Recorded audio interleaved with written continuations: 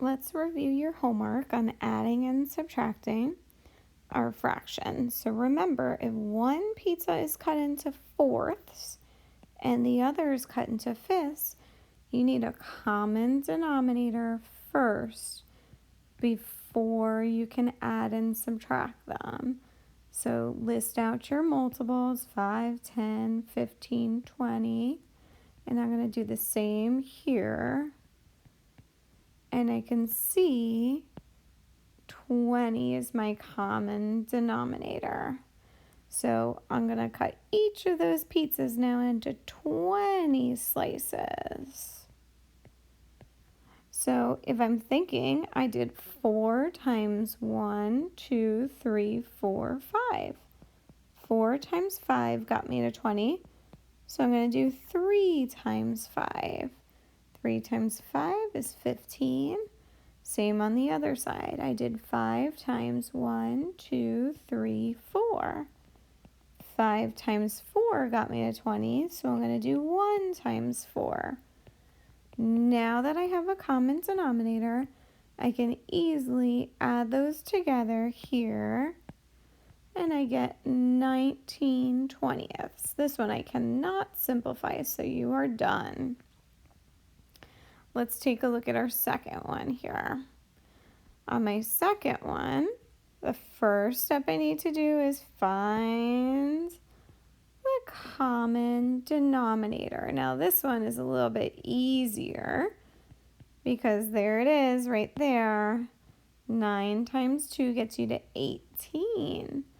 So I only need to switch the first one into 18 slices. So it was 9 times 2 is 18, so I'm going to do 2 times 2. Now I need to add those together. I don't have to change anything on the second one because it was already in 18 slices. Now I have 11/18. Again, this one we don't have to simplify either because both 11 is prime. I can't divide 11 and 18 by anything, so you're all set. Let's go on to the second page.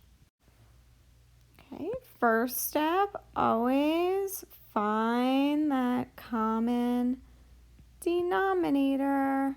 And I know between 4 and 20, this is just like the other one. It's going to be 20. So I'm going to leave my 7/20.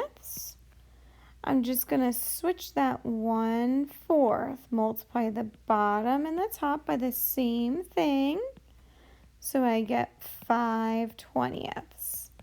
Now I can go ahead and subtract. Remember, we just subtract across the top here.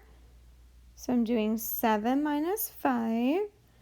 I get 2. I keep that denominator the same. Now remember, here I can simplify this one.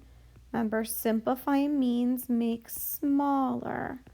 I'm going to divide the top and the bottom by 2, and we get 1/10 for our final answer. Let's take a look at our last one here. Our last one, first step, find the common denominator. So here I can see it's 27. So I'm going to switch 3/9 to 27ths. 9 times 3 is 27. So I do 3 times 3, which is 9. Then I'm going to subtract across the top, and I get 5/27. Perfect. Okay, remember this one we can't simplify. Anytime you can, though, you always have to put a fraction in simplest form. Thanks, guys.